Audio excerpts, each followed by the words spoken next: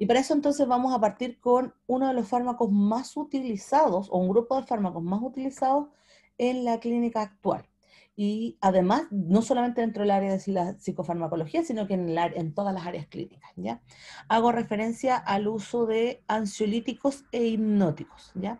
Así que vamos a partir hablando con este tema, ansiolíticos e hipnóticos, y estos son o corresponden a el grupo de depresores del sistema nervioso central. Grupo farmacológico, entonces, depresores del sistema nervioso central, familia de ansiolíticos o hipnóticos. Este grupo de fármacos se utiliza mayoritariamente, pero no absolutamente, para los trastornos de ansiedad, ¿ya? Al frente ustedes tienen una obra pictórica de Guayasamín, donde pueden ver claramente la sensación que uno puede, a través de una obra pictórica, sentir cuando uno está en un estado de ansiedad.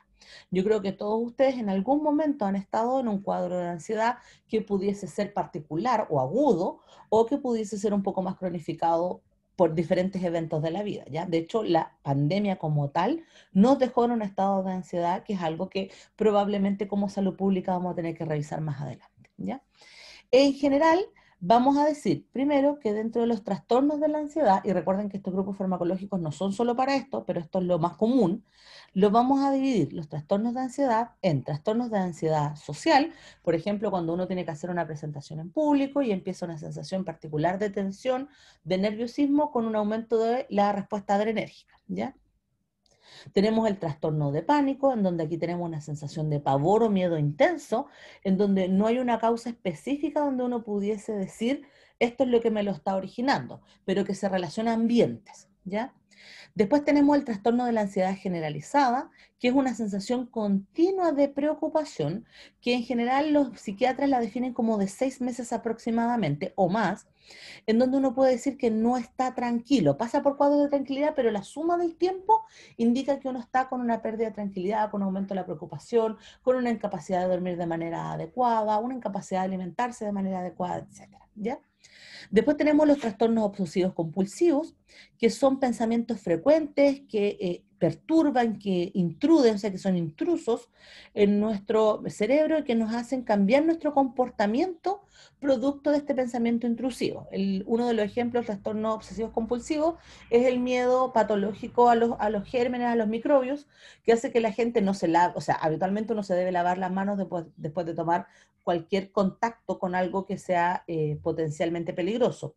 Pero estas personas, por ejemplo, se lavan cada vez que toman cualquier cosa, ¿ya? Y se llegan a dañar uñas, manos, etcétera. O alguien puede tener un trastorno obsesivo compulsivo, que es algo que por lo menos no, o sea, no es patológico, pero existe, que uno tiene la necesidad de arreglar las cosas por colores o por tamaños, etcétera. Si no, uno se siente incómodo. Ya, si ese pensamiento se introduce en tu cerebro y hace que uno cambie su comportamiento general, entonces ya lo podemos definir como obsesivo compulsivo. Después tenemos el trastorno por estrés postraumático, que hace relación con un hecho particular que cambia la línea continua de la vida que nosotros tenemos de manera habitual y nos genera un recuerdo que es vívido y atemorizante. Y además nos genera intrusiones vívidas y atemorizantes, ¿ya? Y que te acompañan probablemente por el resto de tu vida, en el caso de no tener un tratamiento de manera adecuada. ¿Ya? Y esto genera trastornos asociados como, por ejemplo, pesadillas por estrés postraumático, ¿ya? Un ejemplo común de esto es que después de que uno ve un accidente, por ejemplo, de tránsito, donde uno es parte y es consciente de esta situación, uno después está haciendo cualquier otra situación de la vida y en tu cerebro vienen estas imágenes de la nada que impiden un trabajo adecuado con tu sistema social, laboral, etcétera, ¿ya? Y después tenemos las fobias, que son temores externos extremos a situaciones bien particulares. Por ejemplo, a espacios abiertos, espacios cerrados, a arañas. Aquí nosotros sí tenemos una definición exacta de qué es lo que está ocurriendo en el trastorno ansioso, ¿ya?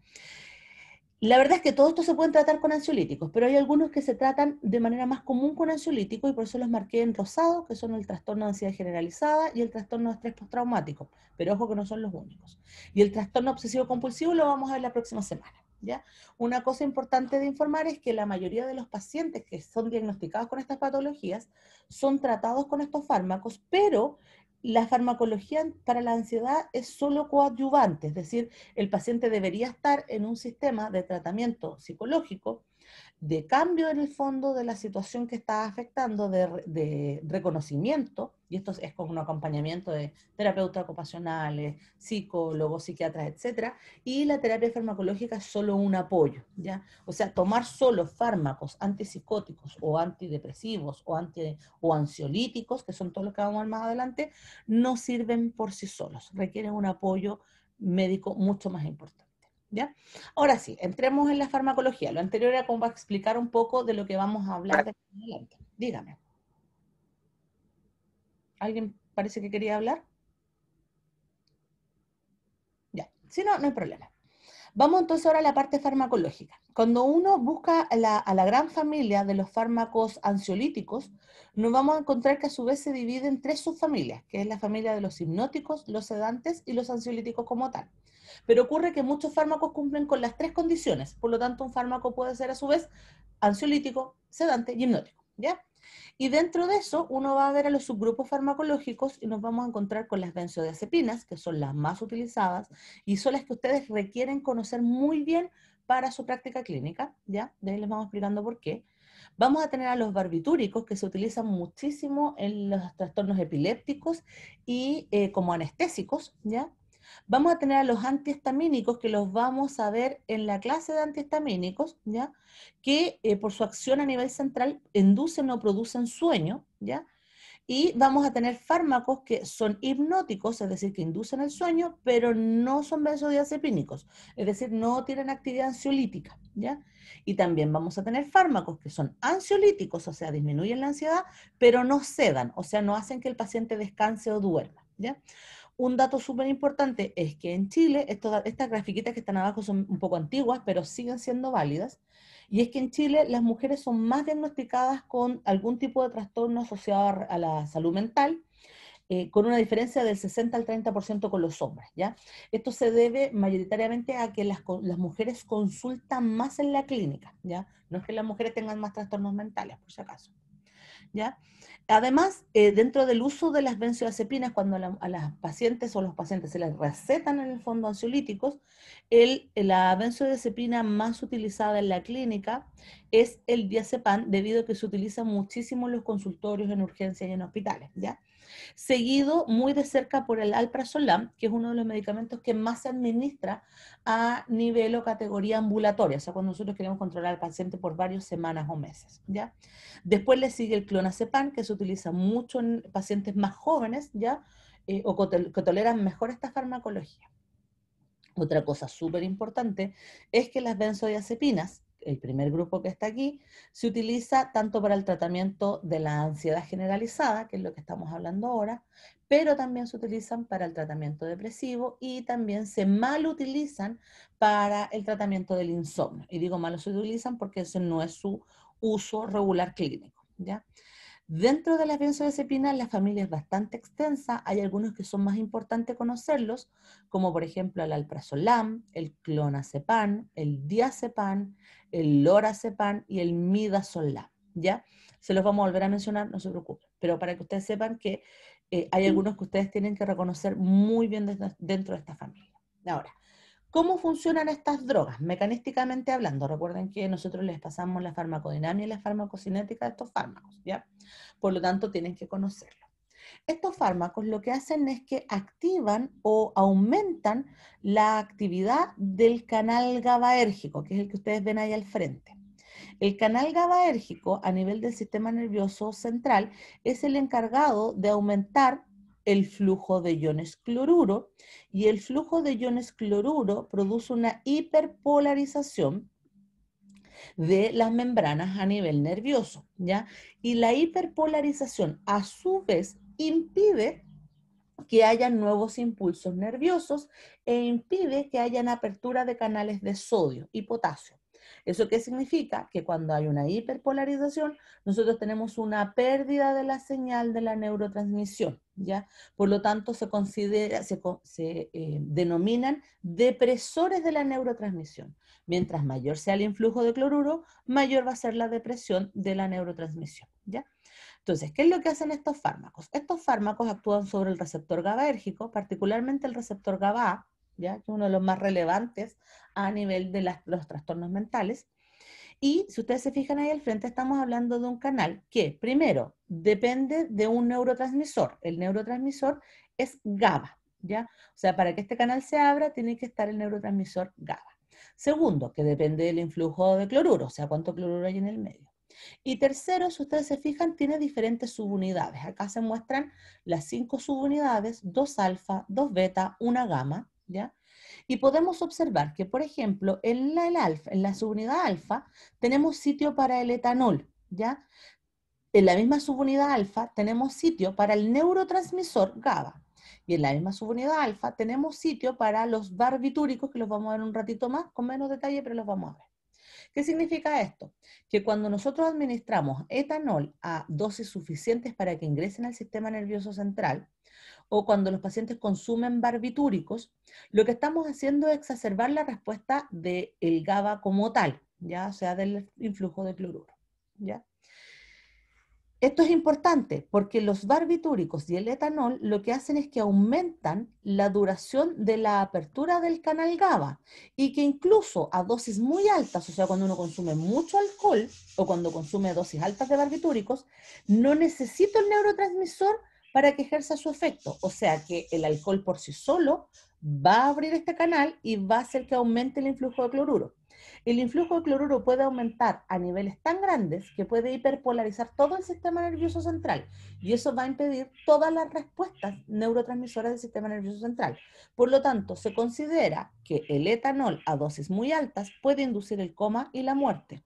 Y los barbitúricos a dosis muy altas son agentes eutanasiantes, ya para que ustedes entiendan de lo que estamos hablando. Ahora, por otra parte, tenemos un sitio adyacente, que es un sitio alostérico asociado al receptor, a la subunidad alfa, que es la subunidad gamma. En la subunidad gamma nosotros tenemos el sitio de las benzodiazepinas. Es importante entender esto y por qué me estoy demorando, para que lo veamos desde el punto de vista del receptor. ¿Por qué? Porque al tener un sitio que es adyacente a la subunidad alfa, la benzodiazepina no tiene actividad si no está GABA. Requiere que GABA esté presente, requiere que el neurotransmisor esté funcionando a funciones fisiológicas. Si no, las benzodiazepinas no van a actuar. ¿Qué significa esto? Que las benzodiazepinas se van a unir a GABA y la unión a GABA va a aumentar la frecuencia de apertura. Aumentar la frecuencia de apertura, pero la frecuencia de apertura va a depender de GABA. Es decir, que las benzodiazepinas requieren de la señal GABAérgica. Esto es muy importante porque si el paciente consume altas dosis de benzodiazepinas, como el paciente no va a tener más GABA, no va a inducir ni el coma ni la muerte. Sí puede producir anestesia, pero ni coma ni muerte. Ahora, si el paciente consume benzodiazepinas con alcohol, como el alcohol puede reemplazar el sitio de GABA, entonces ahí sí se puede inducir el coma y la muerte, ¿ya? Me demoré harto para que lo entendieran, ¿ya? ¿Comprenden la diferencia entonces, chicos, para poder seguir? Sí, profe. Gracias, súper, gracias por responderme. Ahora, yo les cuento como tema extra que la cocaína también tiene acción en la subunidad alfa, ¿ya? Pero como no hablamos de ilegales, no va, pero para que ustedes sepan que la cocaína también tiene acción aquí. Entonces, cuando uno habla de que el paciente tiene coma etílico, ya saben a lo que nos estamos refiriendo, ¿ya? Ahora, veamos las benzodiazepinas, que insisto que son las más utilizadas en la clínica. Si uno mira las benzodiazepinas en relación a su vida media y a su tiempo de comienzo de acción, ya que esta tabla de adelante es muy buena, porque les entrega toda la información que ustedes necesitan para usar una benzodiazepina de manera adecuada, ¿ya? Vamos a ver que las benzodiazepinas se dividen en 3 grandes grupos: los de vida media o acción corta, los de vida media o acción intermedia, que están en amarillo, y los de vida media o acción larga, ¿ya? O extremadamente larga. Yo puse el largo en verde oscuro y el extremadamente largo en verde clarito. Yo eso lo hice yo para que ustedes lo pudieran identificar cuando estudien. ¿Qué significa esto? Que si yo quiero aumentar la frecuencia de apertura del canal GABA para hiperpolarizar cualquier sistema, ¿ya? En un corto tiempo de acción, por ejemplo, necesito un apoyo de la anestesia corto, yo no voy a usar los fármacos en amarillo o en verde, yo voy a usar los fármacos en rojo.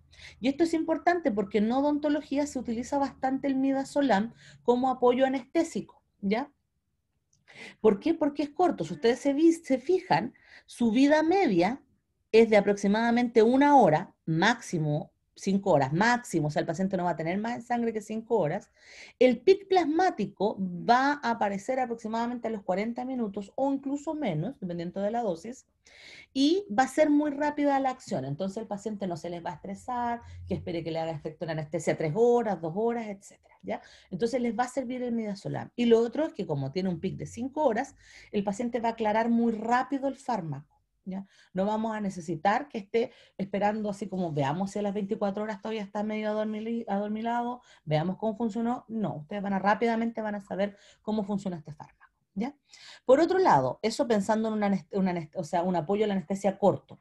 Por otro lado, si mi problema es que el paciente requiere un tratamiento de la ansiedad generalizada, y el paciente tiene, por ejemplo, problemas para dormir, y yo, por su ansiedad, producto de su ansiedad, por ejemplo, yo pudiese administrar clonazepam 1 vez al día antes de quedarse dormido.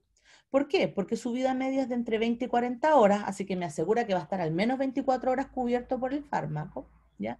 Pero además es de vida media intermedia, ¿ya? ¿Qué significa eso? Que se va a estar harto rato circulando en el organismo del paciente, por lo tanto le va a dar un tiempo suficiente para producir esta hiperpolarización, pero además su pic plasmático aparece a las 3 horas aprox. Entonces, ¿qué significa? Que si el paciente lo consume como a las 9 de la noche, a las 12 va a estar, pero dormido, así relajado como el solo, ¿ya?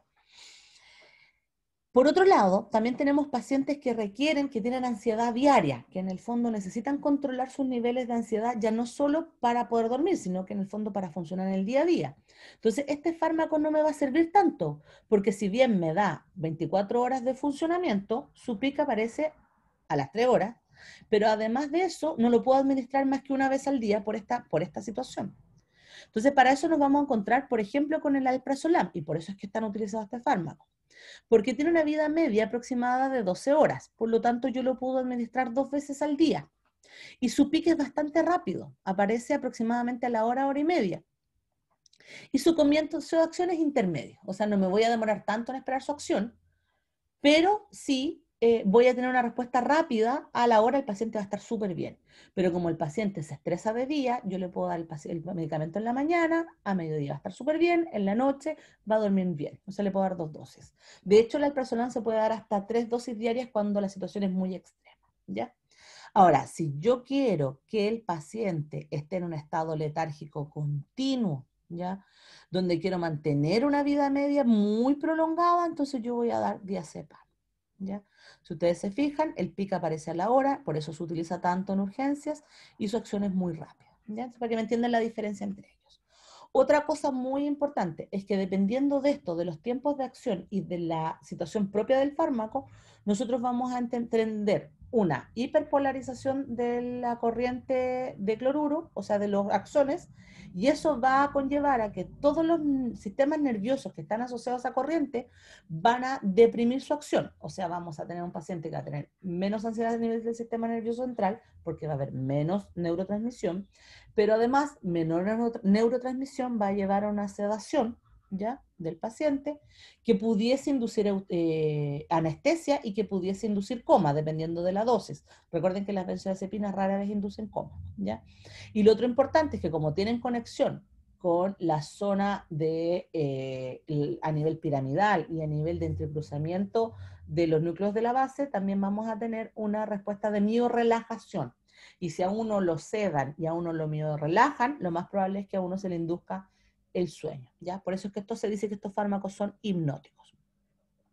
Si ahora, además de la vida media del fármaco, la vemos desde la potencia del fármaco, cuán potente yo quiero que actúe sobre mi paciente rápido, dependiendo de la situación del paciente, vamos a observar que el alprazolam es el más potente de la familia, ¿ya? O sea, si yo quiero una acción rápida, ansiolítica, el fármaco elección es el alprazolam, ¿ya? Además, hay otra condición bien interesante. El alprazolam de esta familia es el único que se puede administrar sublingual y por lo tanto yo puedo disminuir de 1 hora a hora y media de pic a 5 o 10 minutos. Entonces, y esto siempre lo digo todos los años porque es muy útil, cuando tenemos un paciente que viene con alguna crisis de ansiedad generalizada, donde puede poner en riesgo su vida, por ejemplo, por un aumento de la presión arterial exacerbada, por un aumento del flujo cardíaco, de la actividad cardíaca, o porque el paciente está teniendo alguna intención, por ejemplo, suicida o una intención de dañar a otros, una opción muy fácil es administrar alprazolam sublingual mientras el paciente esté consciente y de algún modo colaborador, ¿ya? Entonces, ustedes van a ver muchos pacientes que cuando son ansiosos crónicos, el psiquiatra les recomienda que antes de ir al dentista, ellos consuman una media dosis de alprazolam para que se relajen y así no suba la presión, no suba el latido cardíaco y no los afecta a ustedes ni al paciente como tal, ¿ya? Para que ustedes sepan que esto existe, ¿ya? Se puede aplicar. Y de ahí vamos bajando en potencia, tenemos al lorazepam, también bastante utilizado en la clínica, el diazepam que es intermedio, vamos a medir aquí, y si ustedes se fijan, el clonazepam es suavecito, entonces cuando uno, en potencia, cuando uno quiere tratar a un paciente joven que no tiene tantos trastornos ansiosos y además quiere que tome la pastilla durante una sola vez al día, y la verdad es que es un paciente que es controlable psiquiátricamente hablando, entonces nosotros le vamos a dar clonazepam. Si el paciente es un paciente muy ansioso, donde puede poner en riesgo su vida, o el paciente sufre de muchas crisis, donde no está tranquilo, no puede dormir, necesita controlar actividades de la vida diaria, le vamos a dar alprazolam, ¿ya? Así se define en el fondo cómo vamos administrando este fármaco, ¿ya? Recordar además que los de vida media muy corta tienen las características que se puede dar intravenoso, intramuscular, se pueden infiltrar también el midazolam, y que tiene una vida muy, muy, muy corta de acción, así que por lo tanto se utiliza mucho en apoyo a la anestesia, ¿ya? Todos los demás se pueden usar en apoyo, pero el más común es el midazolam. ¿Cuáles son los efectos farmacológicos de este grupo de fármacos? Va a depender de su potencia, pero en general lo que ustedes van a obtener de su paciente es reducción de la ansiedad y reducción de la agresividad en todos los pacientes que consuman cualquiera de estos medicamentos. Sedación e inducción del sueño. Va a depender de qué tan tolerante es el paciente al medicamento. Nosotros nos vamos a encontrar en la clínica con viejitos que llevan tomando 20 años alprazolam y por lo tanto la verdad es que se van a tomar alprazolam y no les va a inducir el sueño, ¿ya? Pero sí se van a relajar, sí se van a estar más sedados, más tranquilos, les va a bajar la frecuencia cardíaca, les va a bajar la presión arterial, ¿ya? Van a tener también una reducción del tono general a nivel muscular y una incoordinación muscular. Esto es importante porque si el paciente va a consumir estos medicamentos, no debe conducir vehículos, ¿ya? Debido a la incoordinación muscular. Y en el adulto mayor con riesgo de caída, tampoco pueden consumir estos medicamentos, producto de que la incoordinación muscular puede llevar a una caída con riesgo de fractura ósea, ¿ya? Ahora, una cosa es lo que uno dice farmacológicamente y otra cosa es la verdad. Estos fármacos producen un grado de adicción y tolerancia. Por lo tanto, si al abuelito le llevas 20 años, le llevan 20 años dando alprazolam, es muy difícil quitarle el alprazolam. Entonces se tiene que evaluar el riesgo-beneficio. Si al paciente tú le quitas este medicamento de un viaje, va a haber una despolarización sostenida y eso va a llevar a crisis de ansiedad, crisis de agitación y psicopatías, ¿ya? Entonces no es llegar y de retirar el fármaco. Otros efectos que tienen estos medicamentos es que debido a que son depresores centrales, pueden actuar como anticonvulsivantes, ¿ya? Y son muy útiles, en particular el clonazepam, el diazepam y el lorazepam, esos que están ahí, ¿ya?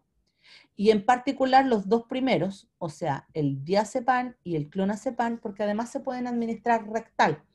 Y tenemos que pensar que si tenemos un paciente con una convulsión, la vía rectal es el acceso más fácil que tenemos, ¿ya? Entonces también hay que cumplir una función importante. Y especialmente en niños pequeños, ya se utiliza muchísimo el diazepam, el clonazepam, ¿ya? En efectos convulsivos, en crisis convulsivas. Y lo otro que es súper importante, que poca gente la tiene en consideración, pero ustedes también tienen que conocerlo, es que estos fármacos, al producir una depresión de la actividad central, van a producir también una depresión de la actividad a nivel del hipocampo. Y el hipocampo es el encargado de generar memoria de corto plazo, ¿ya? Por el aumento del flujo de neurotransmisión, uno produce memoria. A mayor pulso de neurotransmisión, mayor es la memoria. Por eso es que cuando uno sufre alguna situación traumática, la memoria queda enquistada. Pero cuando uno tiene eventos de la vida diaria que en realidad generan poco flujo de neurotransmisión, la verdad es que a nosotros se nos olvida, ¿ya? Nosotros uno no anda pendiente de a qué hora tomó desayuno o a qué hora viste por última vez el celular, e incluso si acaban de terminar la prueba, probablemente muchos de ustedes en este momento están con poca recepción neurotransmisora y por lo tanto la memoria está baja, ¿ya? El punto está que estos fármacos también disminuyen la neurotransmisión a nivel del hipocampo y por lo tanto generan amnesia, ¿ya? En el sentido de que todo evento que ocurrió después de la toma de estos medicamentos y fue de poca frecuencia neurotransmisora va a generar una amnesia que se conoce como amnesia anterógrada, es decir, cercana a la toma del medicamento hasta el pic de acción del medicamento. ¿Por qué es importante mencionar esto? Porque esto es un efecto secundario que puede ser tanto beneficioso como deleterio. ¿Deleterio en qué situaciones? Por ejemplo, si el paciente sufre de ansiedad generalizada y particularmente en eventos como por ejemplo exámenes de grado, si el paciente se toma este medicamento va a sufrir una amnesia en torno a su examen de grado, o sea, a la hora que tiene que administrarlo. Y eso es perjudicial porque él necesita tener su memoria fresca para poder enfrentarse a situaciones de estrés, ¿ya? Ahí tenemos un ejemplo deleterio. Pero también tenemos efectos positivos. Por ejemplo, el paciente acaba de sufrir un accidente de tránsito grave donde vio morir un familiar y tú quieres que se olvide de esa sensación tan dolorosa para poder empezar los tratamientos adecuados a nivel tanto quirúrgico como mental. Por lo tanto, necesitamos bajar la neurotransmisión asociada a ese recuerdo. Y nosotros podemos aprovecharnos de esa amnesia anterógrada y le podemos dar el Prazolam o diazepam, que son los más potentes en ese ámbito, y podemos disminuir la carga emocional asociada al evento observado, disminuyendo la memoria. ¿Ya? ¿Estamos bien hasta ahí? Sí, Sí, profe. profe. Súper, gracias. Vamos entonces ahora a farmacocinética. Vimos farmacodinámica, vimos tiempos de acción, etc. La farmacocinética es súper fácil. Toda la familia se absorbe por vía oral, pero hay excepciones como les mencionaba yo, algunas sublinguales, otras rectales, otras intravenosas, pero lo más común es oral. ¿Ya? Y la administración oral se utiliza para el tratamiento del insomnio y para el tratamiento de la ansiedad, aunque el tratamiento del insomnio no es el más importante, aunque por desgracia se utiliza. Todos estos fármacos se absorben por el intestino delgado y su absorción aumenta con el consumo de alcohol y acuérdense que a nivel del sistema nervioso central también aumenta la actividad con el consumo de alcohol. También su absorción aumenta con la ingestión de alimentos generales, o sea, comida y antiácidos. Por lo tanto, en general, uno recomienda que los pacientes consuman este medicamento con alimentos, ¿ya? Eso es lo que se recomienda. Estos fármacos son súper liposolubles, por lo tanto atraviesan súper bien todas las barreras y eso implica que también, y esto es importante, van a atravesar la barrera placentaria, hematoplacentaria, y también van a ingresar a la leche materna. Por lo tanto, estos fármacos se consideran depresores fetales, ¿ya? Y depresores del recién nacido. Así que son fármacos que no se indica su uso en la embarazada o en la lactancia, al menos que corra en riesgo la vida de la madre. ¿Ya? Ahí sí se justifica. Pero hay que tener en consideración el potencial daño al sistema nervioso central del feto. ¿Ya? Los fármacos, si se consumen a dosis agudas altas, tienen efectos tóxicos que son importantes, ¿ya? Pero también tenemos los efectos secundarios que les mencionaba yo recién, asociados a su uso común y terapéutico. Lo más común es que estos fármacos generan tolerancia y dependencia, es decir, que el paciente en la tolerancia va a requerir cada vez más dosis para obtener el mismo efecto ansiolítico, ¿ya? Y con los años va a aumentar la cantidad del fármaco o la cantidad de veces que se le administra. Y por otro lado, va a generar dependencia, produciendo cuadros de ansiedad muy potentes que incluso pueden ser dañinos a nivel cardiovascular. Por lo tanto, hay que cuidar ambos efectos en los pacientes. En general, se recomienda que el paciente nunca tome más de un mes estos medicamentos. En los casos peores, 3 meses y evaluación, ¿ya? Pero les recuerdo que hay muchos pacientes que toman acrónico, ¿ya? ¿Cuáles son los efectos más comunes? La sedación, ¿ya? Y la sedación se va a entender en el ámbito de estos fármacos como una supresión de la ideación espontánea y de la estimulación del medio, ¿ya? Para los que quieran saber qué es sedación. También va a producir un cuadro de hipnosis, que en el fondo está asociado al ingreso del sueño, que es la somnolencia, y se reconoce como una disminución de la latencia del sueño, y particularmente estos fármacos producen un aumento de la fase 2 del sueño. Lo vemos en unos segundos qué significa eso, en unos minutos. Estos fármacos además son anticonvulsivantes y además son relajantes musculares. La suma de esto, de A a D, va a generar que en algunos pacientes pueda producir efectos respiratorios graves, ¿ya? Por ejemplo, pueden producir depresión respiratoria, producto de la depresión central, pero también por la relajación muscular, ¿ya? Entonces hay que tener ojo con los pacientes que tienen enfermedades pulmonares graves, como EPOC o asma no controlado, pero también en el feto y en el recién nacido donde no hay madurez pulmonar, ¿ya? Y lo otro es que deprimen el centro respiratorio del bulbo. Por lo tanto, uno puede causar la muerte si la asocia a otros fármacos en los pacientes que consumen a sobredosis. También en aquellos pacientes que tienen inmadurez vulvar o pacientes que sufren de apnea. Si el paciente sufre de apnea, es altamente probable que una sobredosis produzca la muerte, ¿ya? Ahora, un paciente normal, si se consume una sobredosis, va a dormir por muchos días seguidos, pero no va a morir, ¿ya? Para que se entienda eso. A nivel cardiovascular, estos mismos efectos mencionados van a producir algunos efectos cardiovasculares menos importantes, como por ejemplo una baja de la presión arterial, una baja de la frecuencia cardíaca, pero los efectos cardiovasculares no son observables de manera clínica externa y por lo tanto no son importantes en la población general. Pero en los pacientes con insuficiencia cardíaca o con enfermedades cardiovasculares importantes, las dosis normales van a producir depresión cardiovascular, aumento del arco reflejo a nivel cardíaco, y eso puede producir muchísimas alteraciones, empeorando la situación cardiovascular del paciente, ¿ya? Otra cosa importante es que como estos fármacos son súper lipofílicos, van a interaccionar con muchos medicamentos, ¿ya?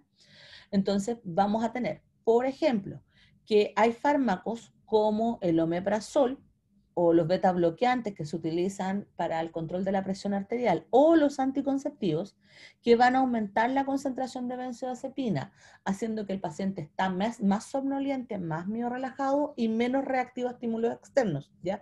Lo que nosotros definimos como atontado, ¿ya? Entre comillas. Por lo tanto, es súper importante que el paciente no consuma anticonceptivos con benzodiazepinas o omeprazol con benzodiazepinas si yo no quiero lograr ese efecto, ¿ya? Y por otro lado, recuerden que la competencia a nivel metabólico va a llevar a que en ambos casos se pierda el efecto, particularmente el que va a perder efecto va a ser el anticonceptivo. Por lo tanto, tampoco se recomienda que se consuman en conjunto, ¿ya? Además de que hace que la paciente esté menos reactiva al medio, ¿ya? También vamos a tener fármacos que van a disminuir a la benzodiazepina, su concentración y por lo tanto su actividad, y entre ellos vamos a encontrar a otros antiácidos, pero estos son antiácidos orales, a la cafeína y el tabaco. Por lo tanto, los pacientes que van a consumir benzodiazepinas no deberían consumir, bajo ningún punto de vista, cafeína ni tener hábito tabáquico.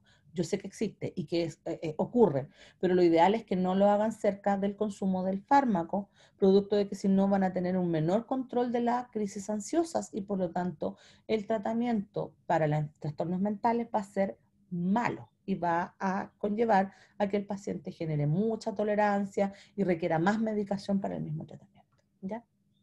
Y fármacos que generan depresión central en conjunto con la benzodiazepina, los antidepresivos, eso lo vemos la próxima semana, eso sí, los anticonvulsivantes, recuerden que ya de por sí eran anticonvulsivantes estos fármacos, los opiáceos y los antihistamínicos, y obviamente el alcohol, no se puede beber alcohol con estos fármacos, ¿ya? Ahora, yo les había mencionado que las benzodiazepinas no eran el único, tenemos a los barbitúricos también. Los barbitúricos, acuérdense que podían llegar a abrir el canal GABA en ausencia incluso del neurotransmisor, ¿ya? Estos fármacos no se utilizan mucho en la clínica actual, la verdad es que ustedes no deberían tener acceso a muchos de ellos, la gran mayoría son con receta cheque, ¿ya? Pero para que ustedes sepan, se utilizan en cirugías donde uno requiere aliviar la tensión o la ansiedad previa al tratamiento quirúrgico del paciente. También en algunos casos, como el caso del fenobarbital, se utilizan como anticonvulsivos cuando han fallado todas las otras terapias anticonvulsivas o cuando los pacientes no toleran bien las otras familias, ¿ya? Se utilizaban en la antigüedad para el tratamiento del insomnio crónico, pero debido a su generación de hábito conllevaba que los pacientes consumieran dosis muy altas y eso generaba muerte por sobredosis de barbitúricos. De hecho, ustedes tienen un dato ahí que aproximadamente en 5 años murieron aproximadamente 12.000 personas en un solo país por sobredosis de barbitúricos, o sea, una muerte cada 36 horas, como dice ahí en Nueva York, ¿ya? El personaje que ustedes tienen ahí al frente murió por sobredosis de barbitúricos, ¿ya? ¿Cuál es el otro problema? Que generalmente las personas que sufren de insomnio tienden a tomar alcohol, y la suma de alcohol más barbitúrico es peligrosa. Otra cosa interesante de los barbitúricos, porque no vamos a ver mucho de ellos, es que, por ejemplo, el fenobarbital y el secobarbital son utilizados como agentes eutanasiantes, ¿ya? Y en el caso de Estados Unidos se utilizaban hasta hace pocos años atrás para la pena de muerte, ¿ya? El paciente o sea, el sujeto encarcelado que tenía que ser sometido a pena de muerte, se le daba una dosis de midazolam o alprazolam primero para relajarlo. Después de que el paciente estaba relajado, se le daba una dosis de fentobarbital alta, ¿ya? Para inducir el coma y la muerte, pero además se le daba una dosis de cloruro de potasio para detener los latidos cardíacos. Entonces el cóctel en sí generaba una muerte no dolorosa en el paciente. ¿Por qué les digo que hasta hace poco? Porque la empresa que vende fenobarbital en el mundo se declaró en estado, digamos, ético, en el sentido que ellos no querían que su fármaco se utilizara para la pena de muerte carcelaria, y por lo tanto dejaron de vender fenobarbital a Estados Unidos.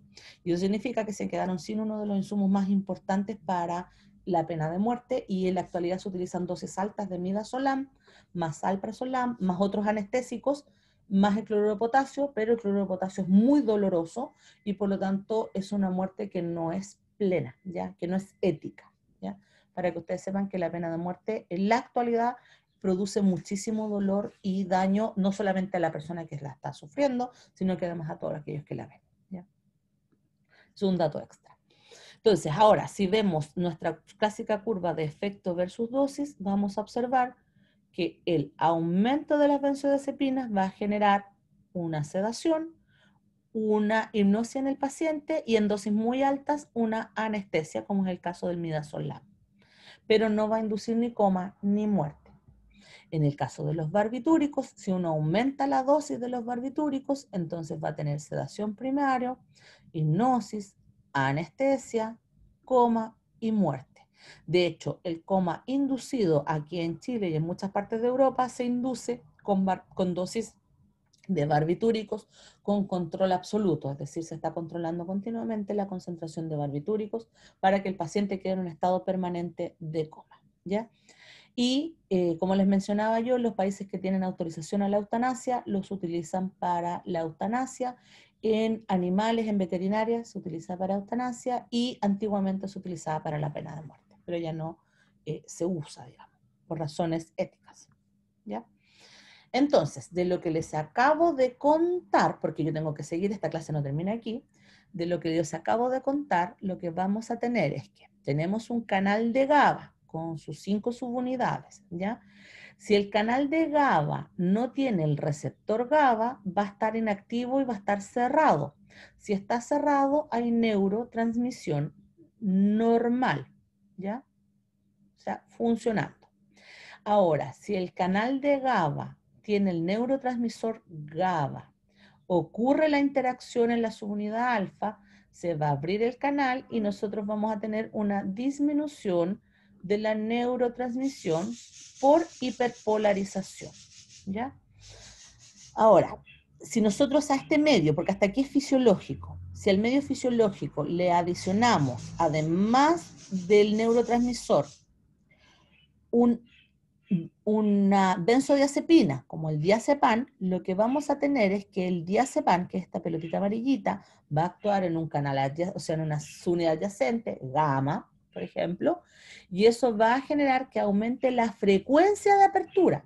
Y al aumentar la frecuencia de apertura, como se observa acá, va a haber un aumento en el influjo de cloro comparado con la normalidad, y eso va a generar una disminución más notoria de la neurotransmisión, ¿ya? Por otro lado, si nosotros tenemos un barbitúrico, no necesitamos al receptor GABA y vamos a tener igual un influjo de cloruro disminuyendo la neurotransmisión, incluso en ausencia del receptor GABA. Pero si nosotros, por ejemplo, tuviéramos un paciente que se les ocurre tomar un barbitúrico como un anticonvulsivo, más una benzodiazepina como el diazepam, lo que vamos a tener es que en presencia de GABA y en presencia del neurotransmisor, o sea, del neurotransmisor GABA, más el fenobarbital o más esta droga extra como el diazepam, vamos a tener un aumento exacerbado de la respuesta de cloruro, y el aumento exacerbado de la respuesta de cloruro puede llevar entonces a que nuestro paciente rest in peace, ¿ya? Eso puede pasar con el alcohol o con otras sustancias también. Una cosa súper importante, si no hay GABA, las benzodiazepinas no abren el canal y por lo tanto no generan trastornos sobre la neurotransmisión y nosotros vamos a tener neurotransmisión normal. ¿Ya? Tengo una pregunta aquí. Ya, me pregunta acá el alumno Fredes si esto es un modulador. Las benzodiazepinas se consideran moduladores. Esa es la respuesta correcta. Pero el alcohol y los barbitúricos no, ya que ellos tienen acción agonista directa. O sea, se consideran como si fueran un análogo del neurotransmisor GABA. Esa es la respuesta. ¿Alguna otra consulta, chicos, hasta aquí?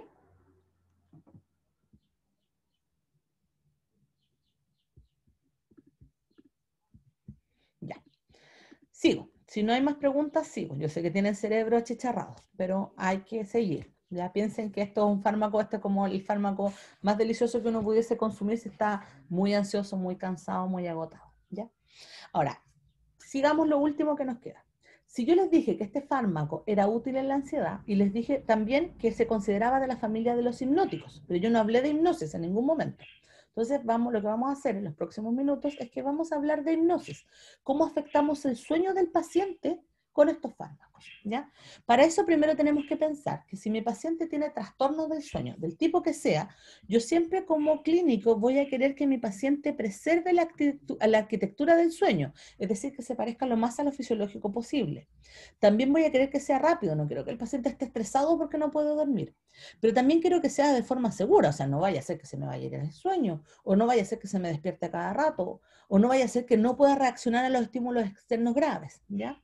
Y también quiero que mantenga el sueño de manera óptima y ojalá que dure entre 7 y 8 horas, ¿ya? Y también quiero que cuando uno se despierte en la mañana, no se despierte con una sensación residual de que no dormí bien o que del medicamento me dejó una sensación extraña, etc. Yo no sé si a ustedes les ha pasado, pero a veces pasa que uno duerme y cuando se levanta en la mañana, uno se despierta más cansado que cuando se acostó. Eso se llama resaca del sueño y es más común de lo que uno cree.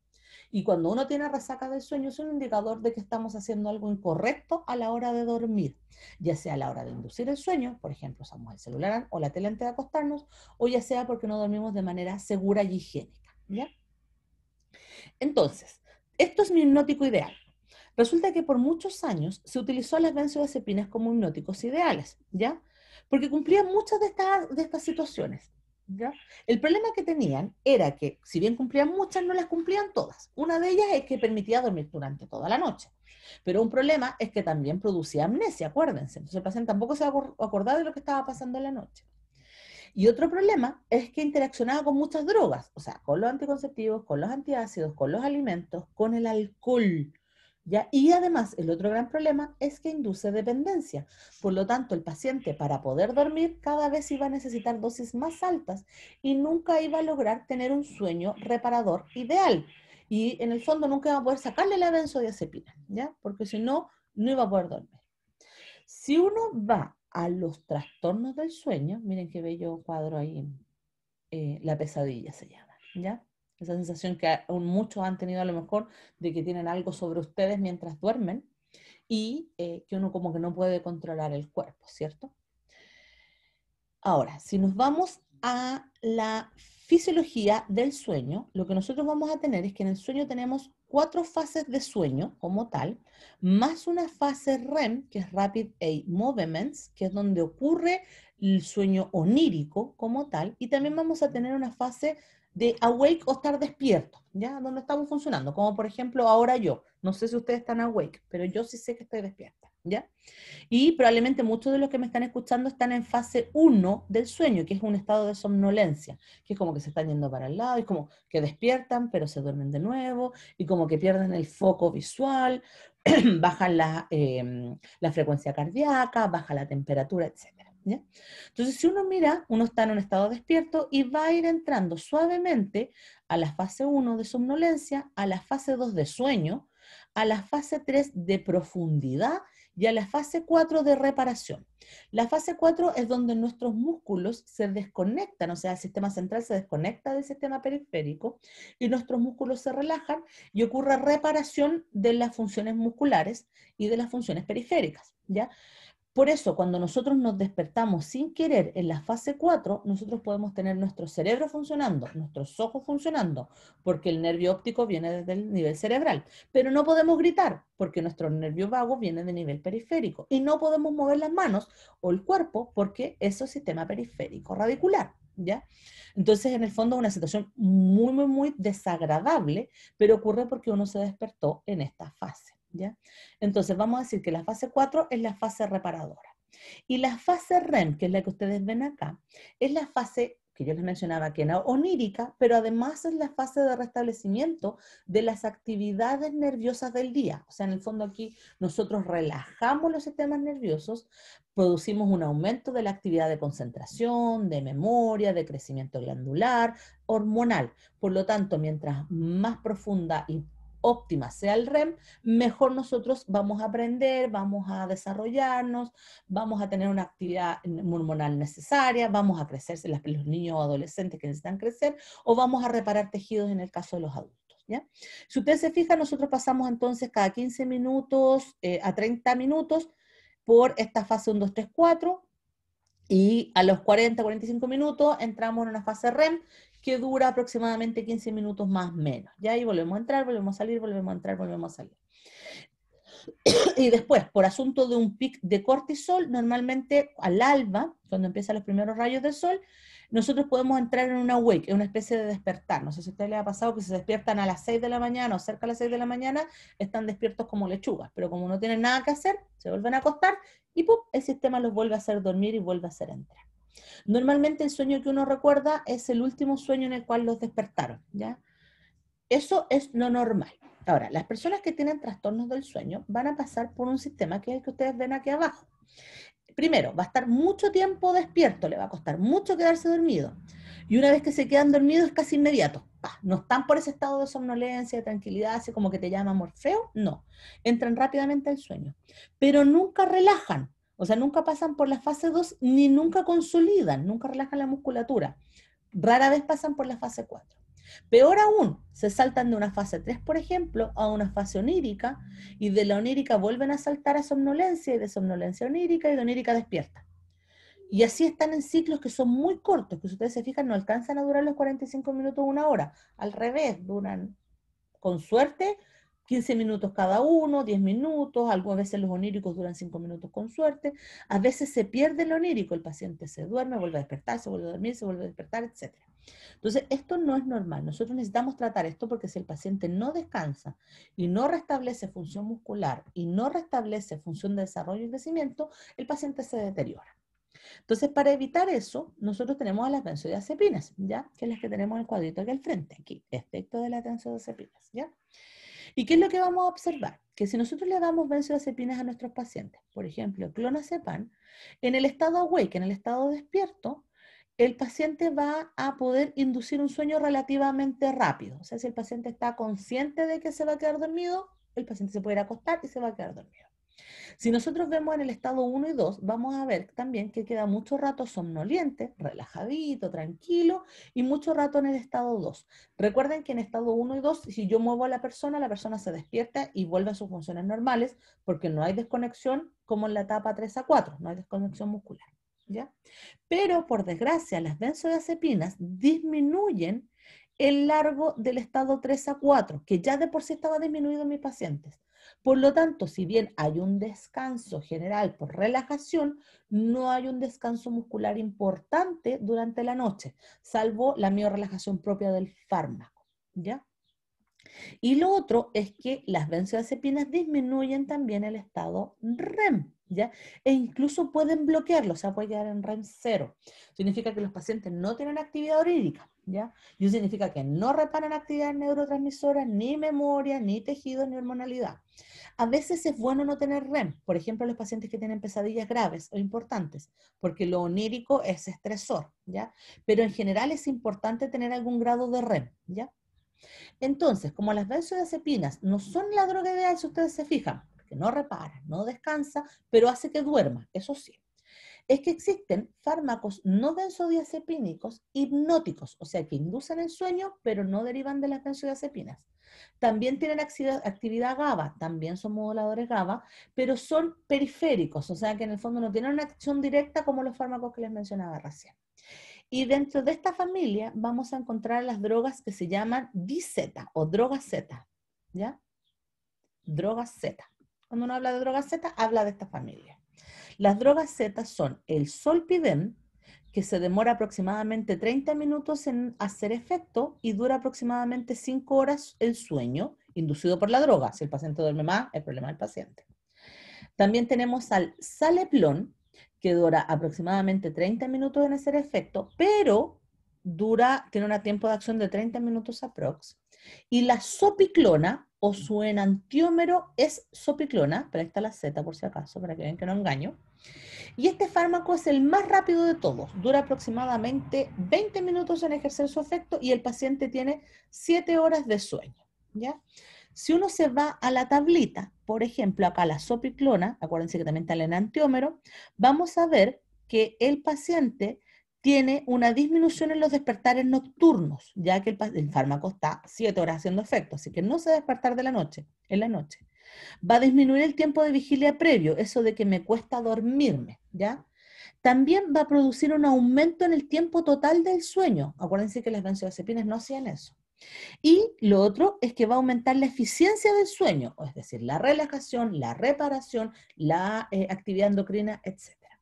Si uno mira a nivel de etapas, vamos a ver que aumenta la etapa 2, igual que las benzodiazepinas, no altera la etapa 3 y 4, eso significa que el paciente va a poder entrar a la etapa 3 y 4 y relajar musculatura, y lo más importante es que y esto va a producir cambios en el REM, pero no lo va a disminuir completamente. O sea, puede disminuir REM, pero no lo bloquea. Las benzodiazepinas pueden bloquear REM.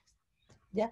Entonces, si a un paciente que yo tengo el problema, que tiene muchos despertares nocturnos y le cuesta mucho quedarse dormida, pero él sí tiene sueños oníricos, o sea, no me interesa la situación con el REM, pero si necesito que descanse, le puedo dar sopiclona o esopiclona.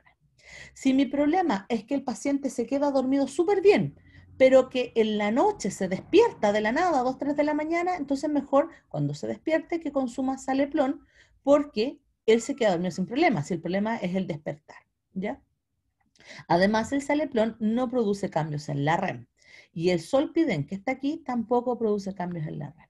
Si mi problema es que el paciente sufre de muchas pesadillas, mucha ansiedad, le cuesta mucho la reparación neurológica, o sea, se despierta con mucho cansancio, entonces lo mejor es Zolpidem, ¿ya?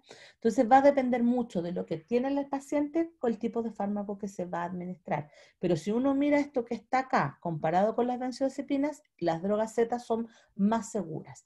Las drogas Z no producen tolerancia, no producen adicción, pero ojo que un paciente que se acostumbra a dormir con estas drogas, obviamente después no va a querer dormir sin ellas, ¿ya? Pero eso es porque tiene un efecto en el fondo que es un poco placebo, un poco de placer, ¿ya? Estas drogas, como efectos adversos, tienen bastantes pocas, ¿ya? Algunos efectos en general son un aumento, por ejemplo, de la sed, en algunos pacientes un poco de sensación de adormecimiento diurno, ¿ya? Y el efecto más importante que tienen es que como inducen muy rápido el sueño, si el paciente no está educado en el bien dormir, puede producir accidentes en el sentido de que se quede dormido en el sillón, o que no apague el calefón antes de dormir, o que no cierre las puertas, ¿ya? Pero en general son fármacos bien seguros. Entonces, a modo de resumen y para ir terminando con la clase, el alprazolam lo vamos a utilizar en casi todo, crisis de ansiedad, crisis hipnóticas, anticonvulsivo, etc. ¿Para qué se utiliza? Muchísimo para el estrés postraumático agudo, ya crónico no sirve. Agudo, para las fobias en general, el pánico en general y para el duelo. O sea, acuérdense que necesitamos una amnesia anterógrada. ¿Ya? También la vamos a utilizar mucho en los síndromes de aprehensión generales. Un ejemplo clásico de síndrome de aprehensión es síndrome del nido vacío. ¿Ya? También va a ser un fármaco de apoyo a la depresión y también va a ser un fármaco donde se puede administrar para las dificultades de concentración por ansiedad. ¿Ya? Este fármaco es teratogénico y hay que tener cuidado su uso en la depresión si el paciente tiene riesgo suicida, ya que puede aumentar la actividad. Después, ese era el prazolam, el más utilizado. Después tenemos fármacos que no tienen acción hipnótica. Acuérdense que hasta ahora habíamos hablado de ansiolíticos y ansiolíticos hipnóticos. Bueno, hay un fármaco que se utiliza mucho en la clínica, que es Paxón, o sea, el nombre de fantasía es Paxón, pero el nombre genérico es buspirona, que se utiliza para los pacientes que sufren de ansiedad generalizada, pero que duermen bien. O sea, que en el fondo, de hecho, se duermen mucho más de lo que uno quisiera, ¿ya? Este fármaco no tiene actividad anticonvulsivante, no tiene actividad hipnótica, no tiene actividad miorelajante, ¿ya? Por lo tanto, en el fondo, el fármaco no induce la sedación ni produce trastornos de la memoria. Este fármaco se utiliza mucho en los pacientes, por ejemplo, que tienen un hábito tabáquico muy grande, muy importante, y que no tienen trastornos del sueño y necesitan calmar la ansiedad de día. Ya se utiliza como apoyo, en el fondo, al uso de otras adicciones o al tratamiento de otras adicciones, ¿ya? En general, el fármaco tiene el problema de que puede producir excitación de rebote y eso no siempre es lo que nosotros buscamos y también puede producir ansiedad de rebote, ¿ya? Y para terminar la clase, comentarles que hay un medicamento, no lo voy a decir fármaco para que no se enojen conmigo los galenos, hay un medicamento que es un homeopático, es decir, que no está aprobado para su uso a nivel clínico alopático, es decir, farmacológico, pero es muy útil y se utiliza mucho en el ámbito de la salud mental y yo se los recomiendo, que es la melatonina. La melatonina, el único formato que existe en las farmacias es de 3 miligramos. Muchas empresas lo venden, pero yo recomiendo, cuando me preguntan a mí, que sea solo de GNC o GEA, porque recuerden que al ser un homeopático no están revisados todos sus componentes ni su pureza. Y las únicas empresas que entregan con alta pureza asegurado el componente y su función son estas dos que están acá. GNC, GEA y Arama. Son las tres, son Arama, me falta aquí. Los demás yo no compraría ni aunque me lo dijera, ¿ya? ¿Qué es la melatonina? La melatonina es un fármaco que emula la actividad endógena de nuestra propia melatonina. Nosotros producimos melatonina para varias funciones neuronales centrales. Una de ellas es para la regeneración de tejido y para la mantención de nuestra pigmentación mediada por la melatonina, ¿ya? Que es la melatonina es un precursor de esta actividad, ¿ya?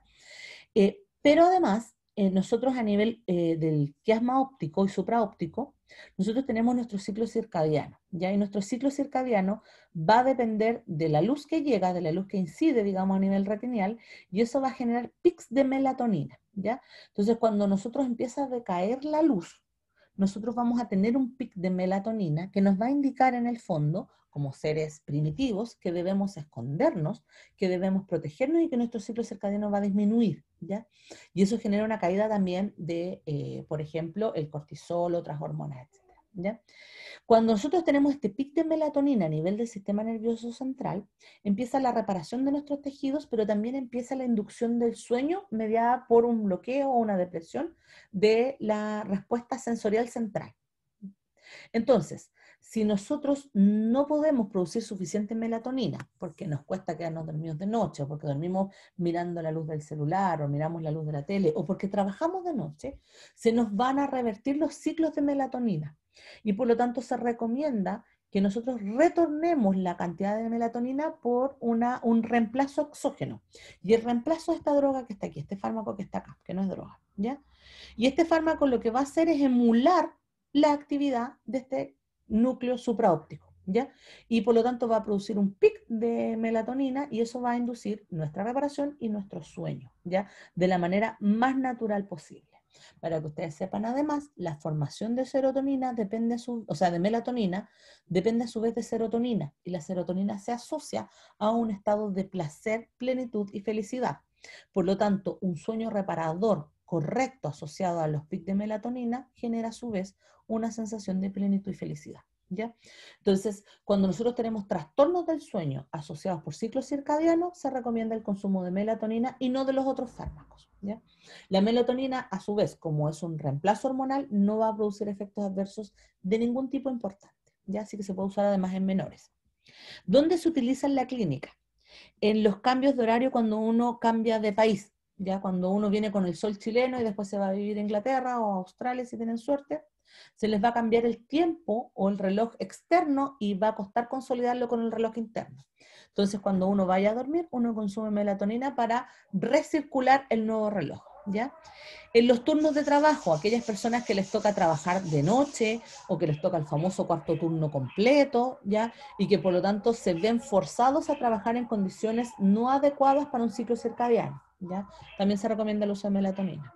En los pacientes que tienen retardo de fase, en el sentido de que les cuesta mucho la inducción del sueño, pero una vez que duermen, duermen súper bien, duermen toda la noche tranquilos o todo el día tranquilos, pero les cuesta mucho ingresar al sueño, ya sea por el uso de aparato electrónico, ya sea porque no se acostumbran a dormir de manera adecuada. Hay personas que son más nocturnas que otras, pero que requieren dormir rápido o bien, ¿ya? La melatonina en general se demora entre 30 minutos y una hora en inducir el pic para el sueño, ¿ya? En las personas ciegas que por razones de ausencia de la retina no pueden controlar el ciclo circadiano a nivel supraóptico y van a producir entonces un desbalance general y por lo tanto hay que rebalancear con melatonina, ¿ya? También aquellas personas que tienen trastornos retinianos y no necesariamente son 100% ciegos, ¿ya? Y se utiliza mucho en la actualidad en los trastornos con déficit atencional y en el autismo, ya que ellos tienen un retardo de fase asociado a una hiperactividad motora, ¿ya? Entonces, si nosotros queremos que estos pequeños duerman de manera adecuada, se recomienda el uso de melatonina. Como ellos tienen una disfunción o una alteración, ellos se demoran más en quedarse dormidos. Por lo tanto, en ellos la melatonina se demora entre 2 a 3 horas en hacer efecto. O sea, el niñito tiene que tomárselo como a las 7 de la tarde para poder dormir de manera adecuada a las 10.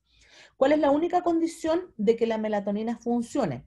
Como este depende del influjo de luz externa, lo que se recomienda es que después de que uno tome la melatonina y aproximadamente a los 30 minutos aprox, apagar celulares, apagar luces externas, cerrar las cortinas y hacer que no haya una actividad de luz, ¿ya? Fotones en el fondo, para que no vayan a activar a la retina o no vayan a activar a la glándula pineal y no se vuelvan a despertar en el fondo, no es la idea.